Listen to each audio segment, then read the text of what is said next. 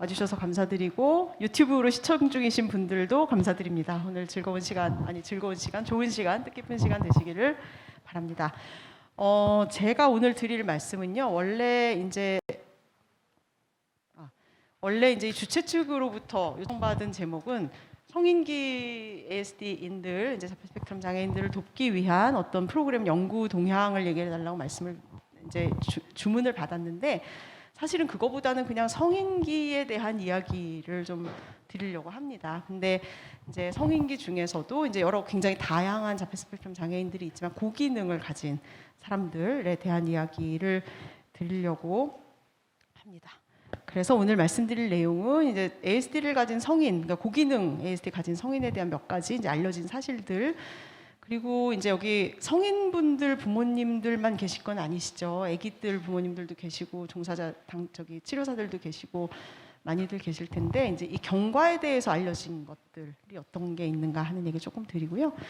그리고 이제 이 주최 측에서 부탁받은 구조적인 프로그램 개발을 하면서 제가 느꼈던 거, 프로그램의 아주 구체적인 내용들을 하나하나 설명드리는 거는 약간 이제 시간상의 문제도 있고 조금 스코프를 벗어나는 것 같아서 그냥 그걸 저희가 진행을 하고 개발을 하면서 이제 느낀 점들을 몇 가지 말씀을 드리고 이제 생각들을 좀 나눠보도록 하겠습니다. 자, 오늘 강의를 시작하기 전에 용어의 약속들을 조금 하겠습니다. 여기서 이제 이 자폐 스펙트럼 장애, 자폐 스펙트럼 자폐증, 아스퍼거 이런 걸 여러 가지 방식으로 부르고 싶어 하시는 분들이 많다는 것을 알고 있습니다. 근데 오늘 얘기할 고기능 ASD라 하는 거는, 제가 지금부터 말씀드리는 거는 지적 장애가 없는 자폐 스펙트럼 장애를 그냥 통칭 고기능 ASD라고 오늘은 명명을 하겠습니다. 그리고 이 진단 기준 DSM-5라는 진단 기준에서 레벨 1, 2, 3를 이제 편의상 나누거든요. 얼마나 심한가를 가지고. 근데 그중에 레벨 1, 그러니까 어느 정도의 도움을 받으면 이제 독립적으로 살아갈 수 있는 분들을 고기능 ASD라고 오늘 정의를 하도록 하겠고요. ASD는 자폐 스펙트럼 장애, 자폐증, 아스퍼거 모든 것을 다 통칭해서 오늘은 말씀을 드릴 거고요. 그리고 이제 이게 치료다, 개입이다, 중재다 이거를 굉장히 고민하시는 분들이 많다는 거 알고 있습니다. 이제 신경 다양성 모델이나 뭐 예를 들어 이게 디스오더가 아니고 장애이다, 이거 여러 가지 이제 생각들이 있다는 거 알고 있지만, 오늘 치료라 함은 뭐 이걸 이 컨디션을 완치시키겠다는 뜻으로 쓰는 게 아니고요. 그냥 교육, 개입, 중재 모든, 그러니까 이분들을 돕기 위해서 하는 모든 것들 그냥 치료로 통칭하겠습니다. 그러니까 그 용어에 대해서 너무 혼동을 갖지는 않으셨으면 좋겠습니다. 자, 알려진 사실들 몇 가지를 말씀을 드리면, 자, ASD를 가진 사람이 가장 많은 연령대가 어떤 연령대일까요? 보통 ASD, 그럼 아동만 많이 알려져 있습니다. 근데 사실은 ASD를 가진 사람들이 가장 많은 연령대는 성인입니다. 왜냐하면 아동기에 발병을 해서 누구나 다 성인이 되잖아요. 그렇죠? 누구나 다 20살이 넘고 성인이 되기 때문에 그분들이 성인기를 계속 살아가고 있고, 또 하나는 이제 처음 진단을 받으시고 나면 부모님들이 제일 많이 하는 질문들, 진단이 없어질 수 있나요? 이게 완치가 되나요? 라고 이제 물어보시는데, 사실은 굉장히 안타까운 답변을 드릴 수밖에 없어요. 이게 소위 이제 완치가 되는 컨디션은 아니라고 지금 봅니다. 굉장히 많이 발전을 하지만 진단은, 그러니까 그 특성을 바꿀 수는 없다고 알려져 있고, 실제로 많은 연구들에서 이거는 이제 그 캐시 로드라고 하는 분이 한 연구인데요.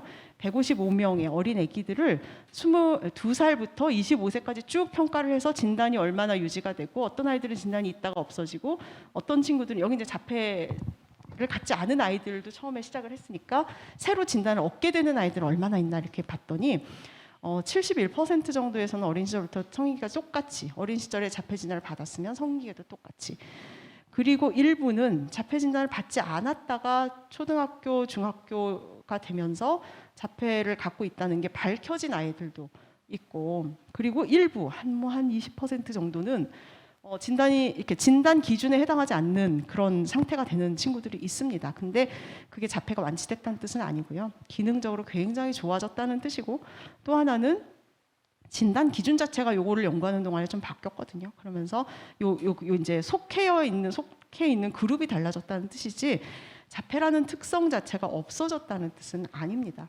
그러니까 세계적으로 이제 자폐가 점점 많아진다고 알려져 있고, 지금 현재는 44명 중에 1명이라고 미국 통계는 나와 있고, 아마 이 바로 앞에 강의에서 역학에 대해서는 조금 말씀 들으셨을 것 같고, 그러니까 어떻게 보면 전체 인구 중에 50명 중에 1명 정도는 자폐 스펙트럼을 가지고 있고, 그 비율이 그냥 성인기의 모든 연령대에 다 그러하다고 보면 됩니다. 근데 우린 성인기로 훨씬 더 많은 세월을 살거든요. 아동이고 청소년인 시간은 우리 인생에서 17년, 8년밖에 안 돼요. 근데 나머지 60년을 성인으로 살잖아요. 그러니까 우리가 성인의 자폐 스펙트럼 장애에 관심을 가져야 되는 이유는 많기 때문입니다. 가장 단순하게 얘기하면. 3배를 더 오래 3배가 뭐예요? 4배, 5배를 더 오래 살기 때문에 이제 조금 더 지나면, 사회가 더 발전을 하면 자폐 스펙트럼 장애를 가진 노인들, 이런 분들에게 좀 관심을 가져야 되는 상황이 될지도 모르겠습니다. 그리고 알려진 사실은 성인 ASD인 가운데 반 정도는 고기능입니다.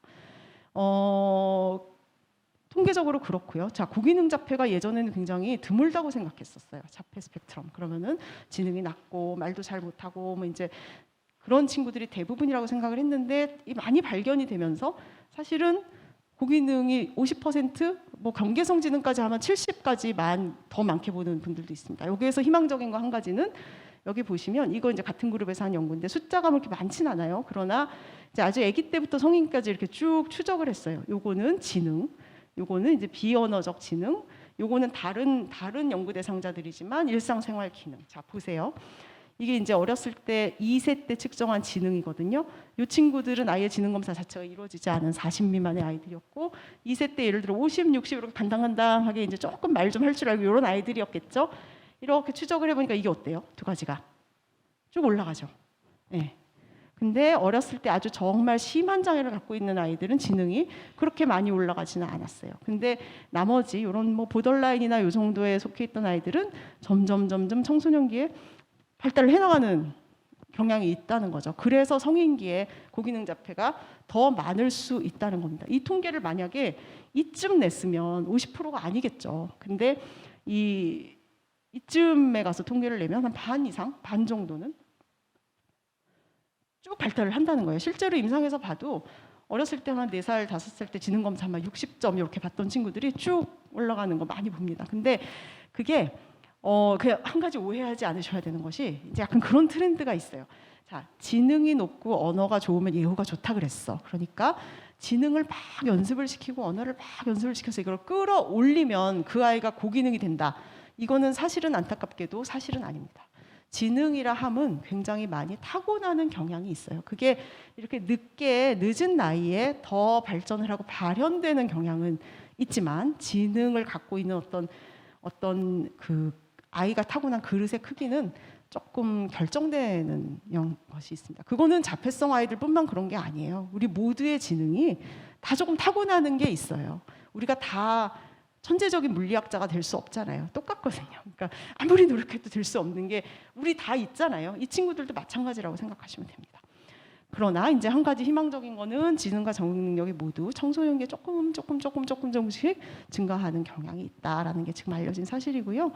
그럼 이렇게 고기능 자폐 가진 사람들이 어디 있느냐? 지역사회 우리랑 같이 있죠. 어떤 친구들은 진단을 받은 상태로 있기도 하고, 어떤 친구들은 진단을 아직 받지 못했지만 우리 사회에 같이 살고 있는 사람들 많이 있습니다. 그러니까 여기는 이제 다 이 자폐성 장애 어떤 형태로든 연관이 되신 분들이 오셨겠지만, 그렇지 않은 분들에게도 이 사실을 알려드릴 필요가 있다고 생각을 합니다. 그 넷플릭스에 보시면 러브 온 더 스펙트럼이라고 많이들 보셨을 것 같아요. 이 자폐성 장애를 가진 청년들이 자기 파트너, 그러니까 애인을 찾는 과정을 굉장히 재밌게 즐겁게 그린 다큐멘터리예요. 굉장히 밝고 재밌고, 굉장히 나름대로의 방식으로 애인을 찾고 싶어하고, 하다 보면 실패도 하고 뭐 좌절도 하고 속상해도 하고 그러는데 재밌게 잘 그렸습니다. 그래서 이런 친구들이 지역사회에 많이 살아가는 거죠. 제가 이걸 좋아하는 이유는 진짜 너무 리얼리티 안에, 그러나 너무 어둡지 않게, 그냥 그러나 너무 판타스틱하게 밝지도 않게 그렸기 때문에 좀 추천드리고 싶은 시리즈입니다. 자, 그래서 이제 성인기 관련해서 이제 가장 많이 받는 진단을 딱 받고 나면 이 아이의 예후가 어떨까요? 이런 질문 정말 100분이 오시면 100분이 다 하시는 것 같아요. 이게 무슨 뜻일까요? 무슨 의미로 이런 질문을 하실까요? 정말 학술적으로 진짜 요 정도 되는 친구들이 어느 정도 살아가는가가 진짜 학문적으로 궁금하셔서 물으시는 건 아니실 거예요. 통계가 궁금하신 거 아니고, 굉장히 많은 이제 그 속뜻이 숨어 있죠. 이 자폐 스펙트럼 장애가 그냥 완치됐으면 좋겠다. 그냥 학교 가서 3학년, 4학년쯤 되면 그냥 정상이란 말을 쓰지 않지만 그건 좀 맞지 않는 얘기지만 어쨌든 일반적인 아이들과 똑같아졌으면 좋겠다. 이런 희망이 들어있는 질문들입니다. 그러나 안타깝게도 이제 저 같은 사람들은 그 질문에 대해서 완전히 희망적으로만 답을 들을 수는 없으니까 듣고 싶어 하시는 답을 들을 수는 없다는 게 저 같은 사람들의 약간 딜레마와 안타까움인 것 같아요. 그래서 사실을 알려드리고 그러나 아이가 할 수 있는 여러 가지 긍정적인 변화들 이런 것들을 이제 알려드리는 편인데 예, 그렇습니다. 근데 이제 실제로는 예후가 어떤가요? 그 질문을 이렇게 듣고 있으면 그 속에 숨어 있는 여러 가지 절박함을 이렇게 읽음과 동시에 나에게 내가 어떤 이제 앞날을 예측하는 사람처럼 이제 그런 역할을 해야 되나 이런 생각이 들 때도 있어요. 근데 사실은 그럴 수 있는 건 아니죠. 근데 이제 예후가 어떤가요? 라는 거를 질문하기 전에 저는 이런 질문들을 부모님 스스로도 그렇고 임상하는 사람들도 그렇고 던져봐야 된다고 생각합니다. 과연 좋은 예후란 무엇인가? 예후가 좋아진다는 거. 이제 질문을 하시는 분들은 자폐가 낫는 것을 좋은 예후라고 생각을 하실지 모르겠지만 좋은 예후라고 하는 거는 굉장히 다양한 의미를 포함하고 있을 수가 있습니다. 그거는 각자의 부모님들이 우리 아이를 어떻게 좋은 성인으로 키울 것인가에 대한 어떤 철학이 조금 쓰셔야 되는 그래야 답할 수 있는 문제인 것 같기도 하다는 생각을 좀 듭니다. 어려운 질문 같아요. 그리고 앞으로의 이 아이가 살아가는 경과가 전형적인 사람, 일반적인 사람들과는 뭐가 다르고 뭐가 같은가? 그 다음에 그럼에도 불구하고 이 아이는 좀 특별한 아이니까 특별해야 하는 것은 무엇인가? 그리고 결과적으로 성인기에 가서 봤을 때 어떤 성인들이 더 잘 적응을 하는가? 이런 질문들을 해야 한다고 생각하고 거기에 대한 연구도 필요하다고 생각하고 그렇다고 생각을 합니다. 자, 근데 이제 예후. 그래서 지금까지 알려진 바는 예후의 판단에 예전에 그냥 많은 연구들에서 요런 게 이제 지금까지의 결론이었어요. ASD를 가진 성인들은 일단은 스스로 생활을 독립적으로 하는 거, 일자리 찾는 거, 우정 관계를 유지하는 거, 정신건강 문제, 전반적인 삶의 질 이런 것들이 전형된 같은 나이의 또래들보다 좋지 않다. 이렇게 알려져 있었습니다. 취업률도 낮고 결혼을 하는 비율도 낮고 이렇게 알려져 있었는데 점점 요즘 이제 최근으로 올수록 이 예후를 굉장히 다면적으로 봐야 된다 이런 얘기들을 많이 합니다. 그 중에 굉장히 중요한 게 자기에게 맞는 일을 찾았느냐 그리고 그 사람이 그런 자기에게 맞는 일자리를 찾도록 하는 어떤 사회 분위기 안에 이제 살고 있느냐 뭐 이런 것도 중요하고요. 그 다음에 이제 독립적으로 사는 거, 이 독립적으로 산다는 거에도 굉장히 여러 가지 스펙트럼이 있습니다. 그거의 의미도 사람마다 다 다르고요. 그리고 이제 굉장히 간과하고 있는 것 중에 하나가 정신건강 문제를 어떻게 관리하느냐. 이것도 예후의 요인. 얼마나 정신건강 문제들을 잘 관리하며 살고 있느냐. 이런 것도 예후의 요인이라야 되고. 그리고 이제 요즘으로 올수록 이렇게 웰빙, 서브젝티브 웰빙이라 주관적인 웰빙, 주관적으로 얼마나 행복하냐. 이게 굉장히 중요한 척도라고 생각을 합니다. 그래서 예후가 그냥 어떤 한두 가지 지표를 가지고 예를 들면 일자리를 가질 수 있어요, 없어요? 뭐 이거보다는 이 모든 것의 총합으로 봐야 하고 그럼에도 불구하고 주관적으로 어떤 삶을 살고 있다고 느끼는가 이런 것을 굉장히 중요한 요인으로 봐야 된다고 얘기를 합니다. 네, 이제 오늘의 키워드 중에 하나입니다. 그래서 저는 이제 그 예후라는 거에 어떤 기준을 독립적으로 살 수 있는 준비가 되어 있느냐라고 생각을 합니다. 여기에 굉장히 많은 것들이 필요하겠죠. 근데 여태까지 이제 여러 연구들 미디어 뭐 이런 데서 자폐성 장애인 그러면은 어떻게 그려졌죠? 부모님이 돌봐줘야 되고 뭐 심하면 부모님의 짐이고 막 이렇게 그려졌었잖아요. 근데 결국은 잘 생각을 해보면 자폐성 장애를 가진 아이든 그렇지 않은 아이든 그냥 일반적인 아이들을 생각을 해보시면 자, 이 아이를 우리가 자녀를 내가 잘 키웠다 이렇게 얘기를 하려면 그 기준이 뭔가요? 저는 궁극적으로 독립적으로 그러니까 누구의 도움도 받지 않고라는 뜻이 아닙니다. 내 삶을 내가 관리하는 상태로 살아갈 수 있는 상태가 되는 것 그게 자녀를 양육하는 아주 궁극적인 목표라고 생각을 하고요.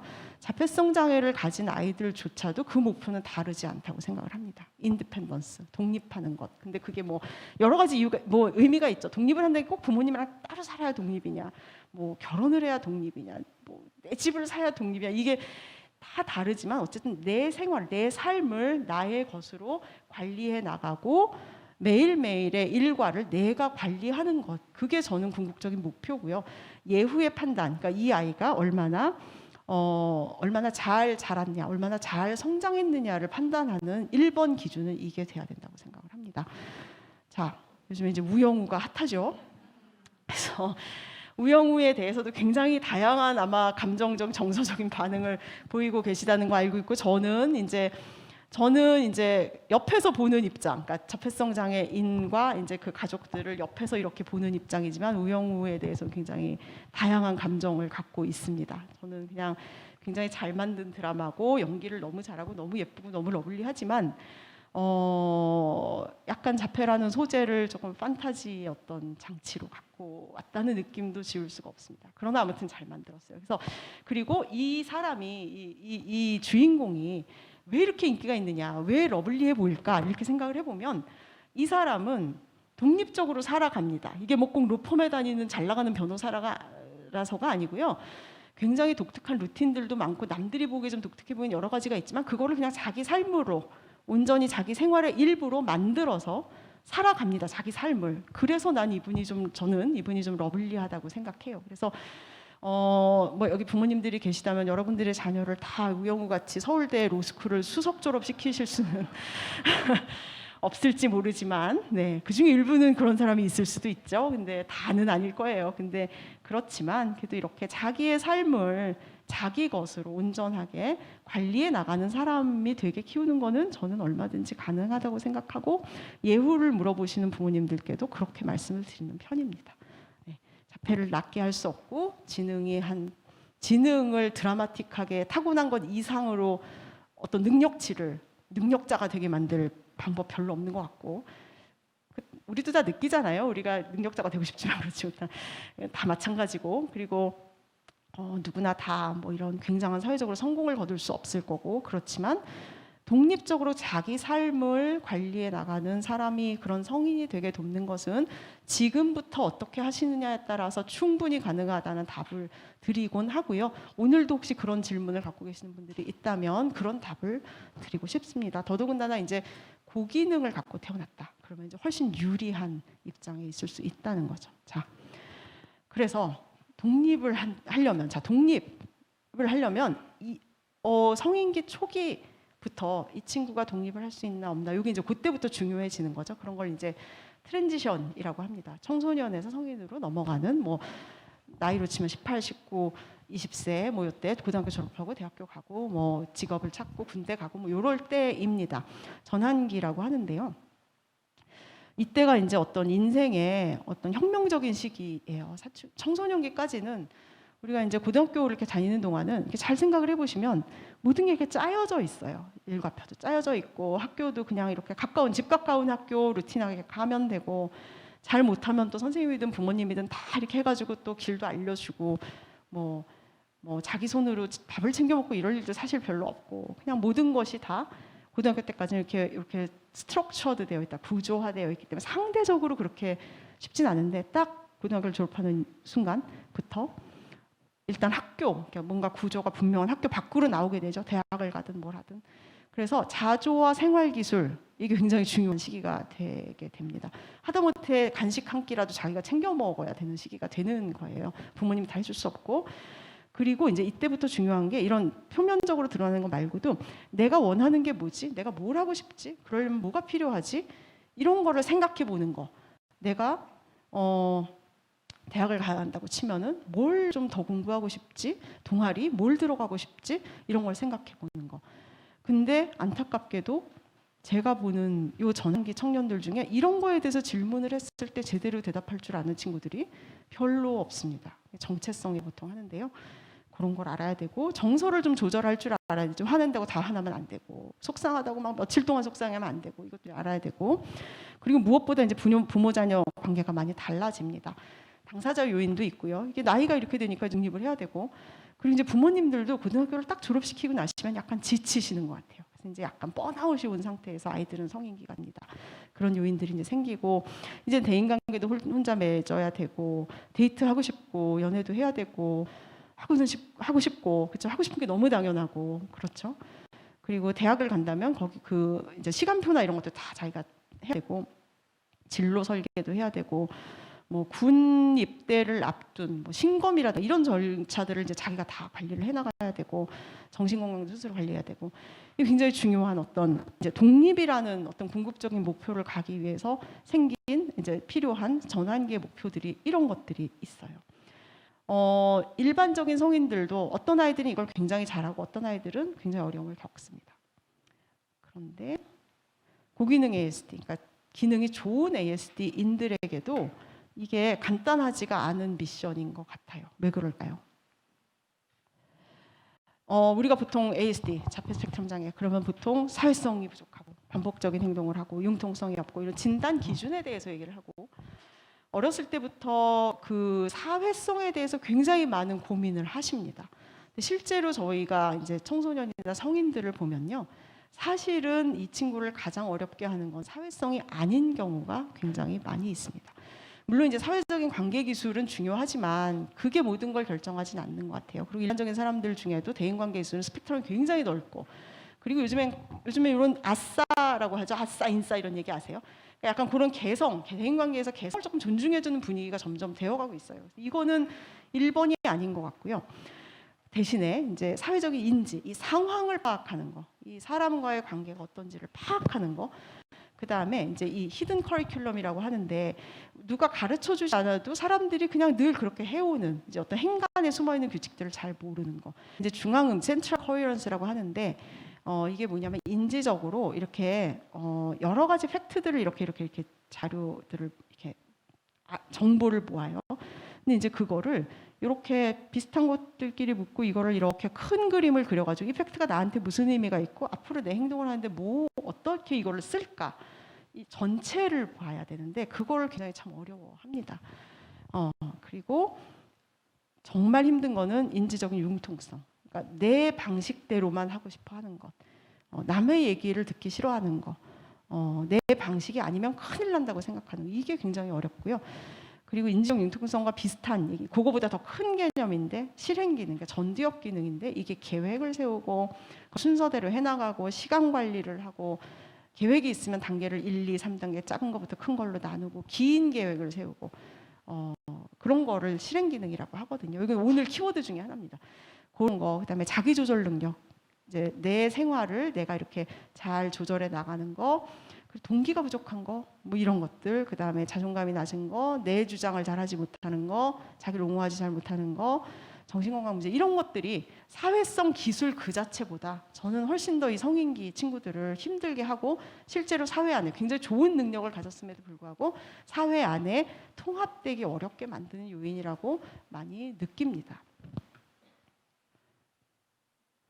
자, 그래서 이제 그동안에 여러 가지 이제 연구들에서, 자, 성인기에 적응을 잘하는 친구들, 성인기에 직업도 갖고 정말 독립을 이룬 친구들과 그렇지 못한 친구들 간에 어떤 그런 사람들 간에 이제 어떤 차이가 있나를 봤더니, 역시 그러니까 기능이 좀 낮은 친구들, 높은 친구들을 비교하면 높은 친구들이 훨씬 잘하더라. 왜냐하면 역량이 있는 거니까. 그거는 뭐 무시할 수 없는 사실이고, ASD 증상이 심하면은 적응을 조금 더 잘 못하는 경향이 있더라. 이것도 뭐 사실일 거예요, 그렇죠?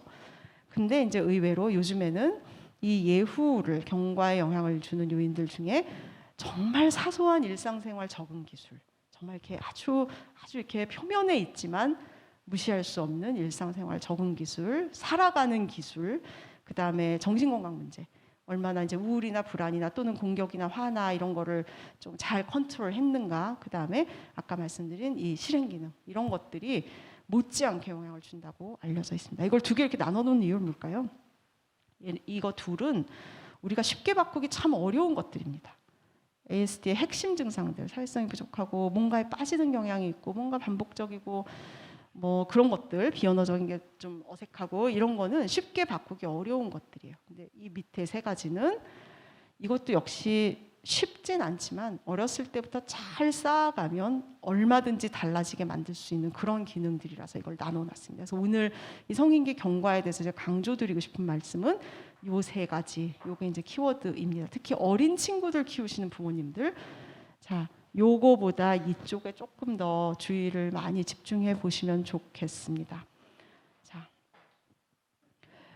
아까 이제 제가 잠깐 말씀드린 캐시 로드라는 이제 그 자폐증 연구를 세계에서 제일 많이 하신 분이세요. UCLA에 계신 교수님인데 이런 분이 2020년에 스펙트럼 뉴스라는 이제 매체와 인터뷰를 하면서 정말 중요한 얘기를 했습니다.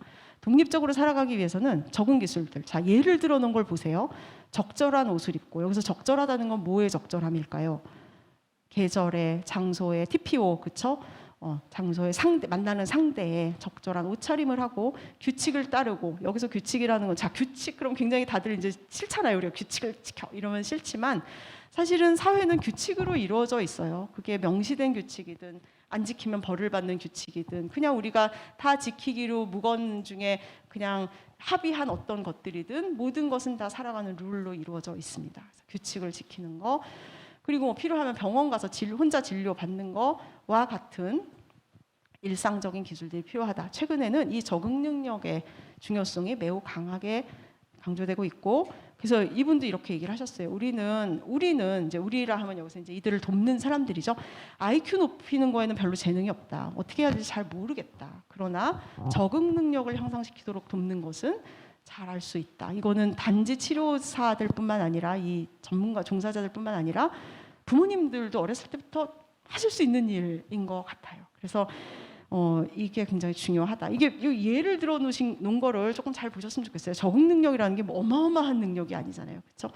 TPO에 맞는 옷을 입고 자기 끼니를 챙기고 규칙을 따르고 필요할 때 병원 가고, 뭐 여기에 이제 추가로 성인기가 되면 혼자 이동하는 능력, 대중교통을 타고 이동을 하고, 뭐 조금 운전할 수 있는데 운전하는데 좀 이렇게 관심 있는 친구라면 운전을 하고 이동하는 능력 스스로, 그런 것들을 얘기를 합니다. 그래서 이게 점점 중요해진다라는 거고요.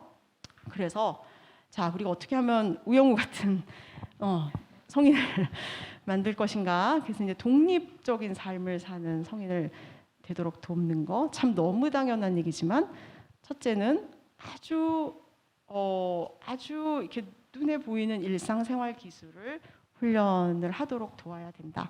그리고 이 실행 기능 어릴 때부터 이렇게 계획을 세우고 그걸 거기를 맞춰서 하고, 뭐 이렇게 과제를 구성하고 구조하고 이런 걸 가르쳐야 된다는 거. 그리고 정신 건강 문제를 어릴 때부터 조금 빨리 발견해서 도와줘야 된다라는 세 가지고요. 근데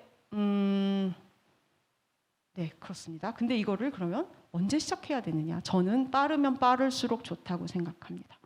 저는 만 2살 때쯤 시작해야 된다고 생각해요. 네, 그래서 아주 일찍 시작할수록 훨씬 더 나은 경과를 보일 수 있을 거고, 이 친구가 비록 지능이 완전 뛰어난 레벨이 아니라도 자기 삶을 나름대로 즐겁게 행복하게 만들어 나갈 수 있을 거예요. 그러니까 일반적인 아이들보다는 그런 걸 가르치는데 훨씬 더 많은 에너지와 시간을 들여야 되고 훨씬 더 일찍 시작해야만 한다는 거 오늘 조금 강조드리고 싶고요. 자, 고기능이다, IQ가 높다, 언어가 기능이 좋다라는 거는 무슨 뜻이냐? 그럼 그런 친구들이 예후가 좋다는 건 무슨 뜻이냐? 우리가 가르쳐야 되는 그런 일상생활을 살아가는 여러 가지 스킬들, 이런 것들을 배울 수 있는 어떤 역량이 지능이 낮은 친구들보다는 훨씬 더 역량이 갖춰져 있다라는 뜻으로 이해를 하시면 되겠습니다. IQ가 높으니까 이 아이는 무조건 예후가 좋아, 언어가 4세 때 좋으니까 무조건 예후가 좋아, 이게 아니고 4세 때 언어를 잘 말한다, 잘 알아듣는다, 뭐 지능이 높다라는 거는 이런 거를 가르치기 위한 어떤 그릇으로서의 준비가 훨씬 더 잘 된 아이다라고 이해를 하시면 되겠습니다. 자, 그럼 이제 저희가 개발했던 프로그램을 통한 경험을 몇 가지 이제 나누도록 하겠습니다. 제가 30분까지 하면 되는 거죠? 네, 그래서 이제 저희가 몇 가지 이런 구조적인 성인들을 위한 프로그램들을 좀 뭐 미국에서 들여와서 번역도 하고 근거 검증 연구도 하고 뭐 새로 개발하기도 하고 이랬어요. 대표적인 게 이제 피어스라는 프로그램이고, 이거는 청소년 버전이 있고 최근에 이제 성인판이 작년에 책으로 되어서 나왔고 근거 검증 연구도 저희가 시행을 했습니다. 그리고 이제 또 하나는 저희가 아직 이거는 논문을 쓰고 있는 중인데요. 아까 이제 실행 기능, 이제 이 저기 그 전두엽 기능 있잖아요. 요거를 훈련시키기 위한 이제 교육 프로그램 같은 거를 저희 심리실에 임상심리 전문가의 김주현 선생님하고 같이 만들어서 요거 이제 검증 연구를 마쳤고 이제 논문을 쓰고 있고 이제 뭐 매뉴얼도 나오기를 이제 기대하고 있습니다. 그래서 이제 청소년도 해보고 뭐 성인도 해보고 이제 이렇게 다양하게 조금씩 저희가 해봤는데, 자, 피어스라는 건 뭐냐면은 고기능 ASD를 가진 청소년 성인을 위한 사회성 기술 훈련입니다. 저희는 사회성 학원이라고 불러요. 그래서 사회적인 상호작용에 필요한 여러 가지 기술들을 정말 기술 측면에서 가르치는 프로그램이고요.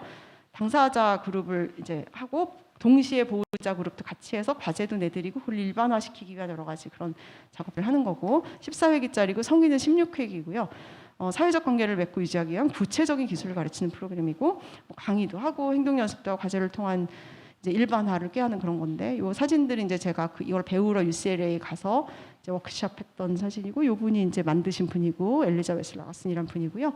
저희가 이제 이걸 한국판, 뭐 히브루판 뭐 이런 것들을 만들어서 학회에 가서 발표도 하고 그랬고, 요거는 이제 성인판 저희가 근거 검증 연구할 때 함께 웃는 재단하고 같이 저희가 이제 요 연구를 했고, 여기 이제 이경아 선생님이라고 이제 멘토로 일을 해주셨고, 졸업식 때 이렇게 이제 케이크도 주시고 그러셨습니다. 그래서 이제 이걸 해서 책이 나왔고 작년에 나왔고 논문도 나왔습니다. 그래서 이제 이런 것들을 가르칩니다. 이제 대화를 시작하고 유지하는 거, 친구를 어디 가서 사귈 수 있을지, 그리고 뭐 요즘에 이메일이나 카톡이나 이런 거 할 때 어떤 예절들을 지켜야 되는지, 유머를 다른 사람이 했을 때 어떤 반응을 보여줘야 되는지, 어떤 집단들이 있을 때 대화에 끼어들고 빠져나오는 뭐 그런 스텝들, 그다음에 이제 친구들하고 같이 모여 놀 때 어떤 걸 지켜야 되고 뭘 하지 말아야 되는지, 그다음에 논쟁을 하거나 누가 날 놀렸을 때 어떻게 해야 되는지, 그리고 이제 뭐 이렇게 누가 이렇게 뒷담화라 그러죠. 막 소문내고 나한테 평판을 나쁘게 했을 때 어떻게 하는, 이런 것들을 가르치고, 성인판에는 요 4회기가요 데이트 예절을 가르칩니다. 이거는 선수가 되게 가르치기 위한 게 아니고요. 연애 잘하게 만들도록 돕는 게 아니고요. 저는 당연히 성인이라면 누구든 연애를 하고 싶다면 할 권리가 있고 해야 하는 건 아니지만 아무튼 할 수 있다고 생각을 하는데, 이 친구들도 굉장히 연애에 관심이 많아요. 데이트하고 싶어하고, 대학교에 가면 이제 누가 너무 괜찮은데 내 카톡을 자꾸 씹어요 뭐 이런 이제 고민도 하고 똑같은 고민들을 하거든요. 그래서 이제 그러나 이제 이 친구들이 뭔가 좀 이렇게 기술적으로 미숙하고 다른 사람의 의도를 잘 읽지 못하기 때문에 본의 아니게 굉장히 많은 실수를 합니다. 이제 이 서로 간의 거리 계산을 잘 못한다든지, 이렇게 그래서 상대에게 신뢰되는 행동들을 자꾸 한다든지 뭐 이런 게 많이 있어요. 심한 아이들은 스토킹 같은 거 하다가 문제가 되기도 하고. 그래서 이제 요 4회기는 이렇게 할애가 돼 있습니다. 내가 관심 있는 상대가 있을 때, 연애를 하고 싶은 상대가 있을 때 어떻게 넌지시 누구를 통해서 알려줄까, 뭐 이런 거. 그다음에 실제로 나랑 데이트할래? 이렇게 얘기하는 사람이 요즘에 없지만, 이제 내가 좋아하는 거 같이 할래? 이런 걸 어떤 방식으로 제안을 해야 무리가 없을까, 뭐 이런 거. 그다음에 실제로 데이트를 하거나 소개팅 하러 가서 해서는 안 되는 행동들, 아래로 이렇게 본다든가 이런 거 하지 마라, 뭐 이런 거. 집에 갈 때는 어디까지, 지하철역까지 바래다 줘라, 뭐 이런 거를 꼼꼼하게 가르치고요. 그다음에 이제 데이트 예절, 뭐 해야 될 거, 하지 말아야 될 거, 하지 말아야 될 게 더 많겠죠. 그래서 하지 말아야 될 거. 그다음에 이제 뭐 조금 심각한 것들도 다뤄요. 예를 들어 많이 친해지지 않았는데 누군가가 나한테 뭔가 성적인 뭐 이런 거를 조금 더 관계를 진전시키자고 제안했을 때 그걸 어떻게, 이렇게 내가 싫을 때 어떻게 거절할까, 뭐 이런 것도 가르치고요. 그래서 이렇게 구성이 되어 있습니다. 그래서 저희가 이제 이걸 연구를 하는데 보통 어떻게 하냐면은, 모든 근거 연구들은 이렇게 많이 합니다. 이걸 이제 랜더마이즈드 컨트롤드 트라이얼 RCT라고 하는데, 이제 사람을 예를 들어 굉장히 많은 수의 사람을 모아요. 100명을 모아요. 그 다음에 추첨을 해요. 두 그룹으로 나누는 거죠. 그래서 추첨해서 1번을 받은 사람은 이 프로그램을 먼저 해요. 2번 받은 사람은 이분들이 하는 16주 동안 기다렸다가 그 기간에 시작해요. 그래서 뭘 비교하는 거냐면은, 치료를 받은 분과 받지 않고 기다린 사람들, 요 사이에 이제 변화가 있을 거잖아요. 이게 차이가 있나를 봅니다. 그래서 이거를 이제 랜덤이라는 거 이렇게 무작위로 한다는 얘기잖아요. 그렇게 하는 이유는, 우리가 이제 임상을 할 때 약물 연구 마찬가지지만, 이제 나도 이 스터디의 이 연구의 결과가 잘 나왔으면 좋겠잖아요. 그러니까 왠지 이 사람은 여기 효과가 있을 것 같아. 이런 사람을 이렇게 여기다 넣고, 이 사람은 잘 안 될 것 같아. 여기다 넣고, 그렇게 해서 생기는 거는 과학적이지 않기 때문이에요. 그래서 추첨을 합니다. 그래서 이제 청소년들은 그런 식으로 해서 해봤더니, 자, 이건 결론만 보세요. 광범위한 영역, 사회성 지식, 대인관계 적응 기술. 저희가 에이도스를 해가지고 대화 기술을 전후해봤더니 그거. 친구랑 실제로 어울려 놀았다고 보고하는 횟수들, 그다음에 청소년과 부모님이 느끼는 우울이나 불안. 이거는 이제 직접적인 목적은 아니지만 간접적으로 조금 자신감이 생기고 이러면서 우울 불안이 좀 많이 좋아졌고. 그런 것들이 14주 회기를 하고 나서 굉장히 드라마틱하게 좋아졌습니다. 그래서 청소년은 뭔가 굉장히 이렇게 스펀지 같아요. 가르치면 굉장히 잘 배우고 이렇게 적용을 합니다. 부모님들도 상대적으로 좀 젊으시고 덜 탈진되시고 그래서 열심히 도와주세요. 그래서 숙제도 잘 시키고 그래서 굉장히 좋은 효과를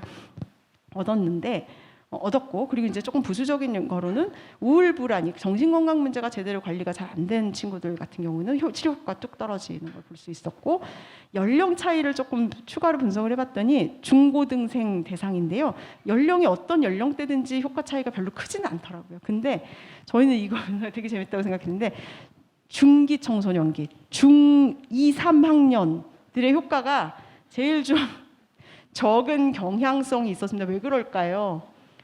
이게 부모님하고 뭘 같이 하는 걸 너무 싫어하는 거예요. 근데 어떻게 보면 너무나도 정상적인 변화거든요. 그러니까 부모님 너 과제 좀 해가 왜 싫어, 왜 내가 안 되란단 말이야, 뭐 이러면서 이제 이게 조금 효과 크기가 적어진 거 아닌가 그런 의심을 합니다. 근데 이제 대체로는 비슷했고요. 자, 근데 이제 성인을 해보니까요, 청소년에 비해서 이 효과 범위가 굉장히 현저히 좁았습니다.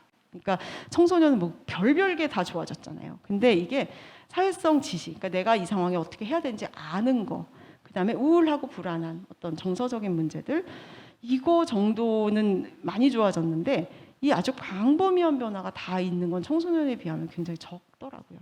그 대신에 3개월 후에 다시 한번 측정을 해봤더니 이 효과가 잘 유지가 되는 건 오히려 성인 쪽이었고, 오히려 3개월 후에 더 좋아진 사람들이 굉장히 많이 있었어요. 그 얘기는 자, 성인기 두 가지 의미가 있는 것 같아요. 하나는 청소년기에 비해서 뭔가 학습을 즉각 받아들이고 즉각 변화시키는 데는 뭔가 성인은 이미 조금 이런 뭐라 그럴까, 탄력성이라고 해야 될까, 그게 조금 이미 성인기에 지나면 너무 내 생각도 분명해지고 좀 적다, 확실히 청소년이 훨씬 더 효과는 좋다, 어릴수록 좋다라는 거고요.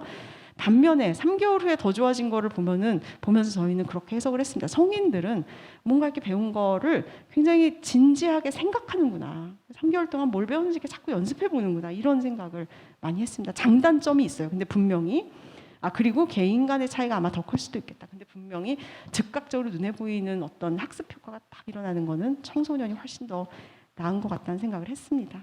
그래서 저희가 이제 실행 기능들도 교육을 해봤습니다. 이런 뭐 일러스트 가지고 PPT도 만들어서 강의하고 뭐 이런 거예요. 예를 들면 이게 별게 아니죠. 내가 여름에 휴가를 가고 싶어요. 그러면 어딘가 여행을 가고 싶어요. 그러면 자, 여행을 그냥 가면 되는 게 아니잖아요. 이게 이제 단계를 쪼개야 되죠. 우리는 의식하지 않아도 이걸 이렇게 1단계, 2단계, 3단계를 이렇게 쪼갈라서 생각을 하거든요. 자, 첫째는 어디로 갈까? 언제 갈까? 얼마 남았나? 그럼 준비해야 될 게 뭔가? 그럼 그중에 지금 당장 해야 되는 게 뭔가? 예를 들면 비자가 있는 나라에 간다고 당장 해야 되죠. 비행기 표는 언제 살까? 빨리 살수록 싸죠. 그러니까 뭐 그런 걸 빨리 해야 되고. 근데 임박해서 해야 되는 것들도 있죠. 짐을 싼다. 이건 임박해서 해도 되잖아요. 그러니까 이제 그런 어떤 우선순위를 정하고 단계를 정하고 이런 것들을 교육을 하는 겁니다. 그래서 보면 그래서 회계별로 이런 거를 이제 가르쳤어요. 동기, 그러니까 목표를 설정하는 거, 계획하는 거, 체계를 만들고 조직화하는 거, 시간 관리, 스트레스 조절, 조금 융통성 있게 우리 한번 생각해 보자. 뭐 이런 것들. 그다음에 12회기, 10회기인데, 그다음에 이제 일상생활에 아주 이런 개인 위생, 참 위생 관리, 이것도 굉장히 중요한 그 일상생활 스킬 중에 하나입니다. 의외로 이게 굉장히 힘든 친구들이 많아요.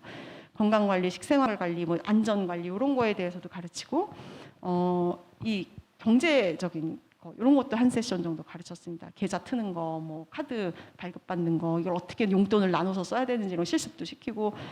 그 다음에 이제 어떤 사회적인 집단에 들어갔을 때 이제 어떻게 해야 되나, 일자리를 구하는 과정이라면 검색을 어떻게 하고 이력서를 어떻게 쓰고 면접을 어떻게 하고 이런 아주 좀 작은 팁들 같은 거 가르쳤고, 면접할 때도 모의 면접도 보고 뭐 이런 거 하여튼 10회기 동안 열심히 가르쳤습니다. 그랬더니 실행 기능을 배워서 활용하는 거, 그리고 생활 기술, 사회적 의사소통 기술이 상당히 괜찮은 것 같았어요. 그런 효과를 얻었고, 그 다음에 일단은 본인의 당사자들의 만족도가 굉장히 높다는 거를 발견을 했어요. 그래서 요거는 저희가 아직 완성된 프로그램은 아니고요. 논문이 나오고 매뉴얼 만들어서 이제 보급을 할 거니까 이제 앞으로 많이 관심을 가져주시기를 부탁드립니다. 그런데 이제 저희의 생각은 이런 걸 조금 더 어릴 때부터 하면 얼마나 좋을까 하는 생각을 이제 하면서 많이 했습니다. 네.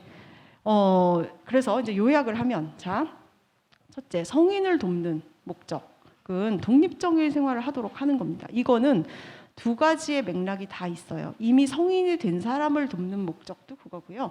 성인으로 키우는 목적도 그거라고 생각합니다. 독립적인 생활을 하기 위한 거고, 아까 강조드린 거 일상생활 기술, 실행 기술, 정신건강 세 가지가 굉장히 중요하다. 그리고 고기능이라 하면 이런 걸 잘 배울 수 있는 학습 능력도 있고 언어 능력도 있고 조금 더 역량이 있는 사람이라는 뜻이다라는 거. 그리고 잘 생각해 보시면, 자, 이 위에 이렇게 두 개 써 있는 거 있잖아요. 이거는 일반적인 사람하고 똑같아요. 누구나 다 배워야 되는 거거든요. 그러니까 이게 자폐 스펙트럼을 가졌다고 진단을 받았다고 해서 이 친구의 경과나 예후가 어디 저기 딴 세상에 있는 게 아니고요.